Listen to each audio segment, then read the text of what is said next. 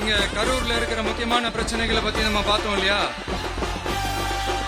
இன்னொரு முக்கியமான பிரச்சனைக்கு காரணமா இருக்கிற ஒருத்தரை பத்தி நம்ம பேசாம போனா நல்லாவா இருக்கும்? கரூர் வரைக்கும் வந்துட்டு அவரை பத்தி பேசாம போனா நல்லா இருக்குமா? நல்லா இருக்காதுல. எதுக்கு சுத்தி வளைச்சுக்கிட்டு ஸ்ட்ரைட்டா விஷயத்துக்கே வருவோம். இந்த கரூர் மாவட்டத்துல ஒரு மந்திரின்னு ஒருத்தர் இருந்தார்ல,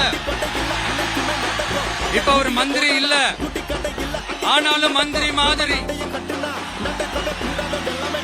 நான் யாருன்னு உங்களுக்கு சொல்லிதான் தெரியணுமா என்ன?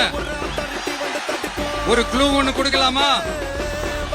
பாட்டிலுக்கு 10 ரூபா, பாட்டிலுக்கு 10 ரூபா, பாட்டிலுக்கு 10 ரூபா, பாட்டிலுக்கு 10 ரூபா, பாட்டிலுக்கு 10 ரூபா, பாட்டிலுக்கு 10 ரூபா, பாட்டிலுக்கு 10 ரூபா, பாட்டிலுக்கு 10 ரூபா.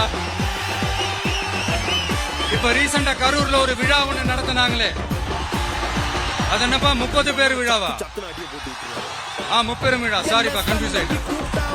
அந்த விழாவில் மாண்புமிகு சிஎம் அவர்கள் இந்த மாஜி மந்திரியை பத்தி உச்சி மேல தூக்கி வச்சு மெச்சினதெல்லாம் நம்ம காதால கேட்டோம் இல்லையா?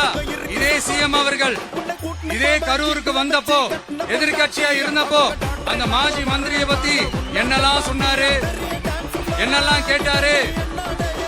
ஐயா ஃபேக்ட் செக் நண்பர்களே, இதெல்லாம் நீங்க பெருசா ரிசர்ச் பண்ணணும்னு அவசியமே இல்ல. யூடியூப் ஓபன் பண்ணி பாருங்க, தெரிச்சிருவீங்க, மிரண்டுருவீங்க.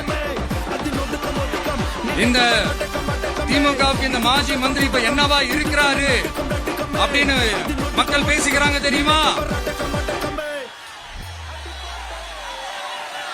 இந்த திமுக குடும்பத்துக்கு ஊழல் பண்ற பணத்தை எல்லாம் 24x7 டெலிவரி பண்ற ஒரு ஏடிஎம் மெஷினா இருக்கிறாராம்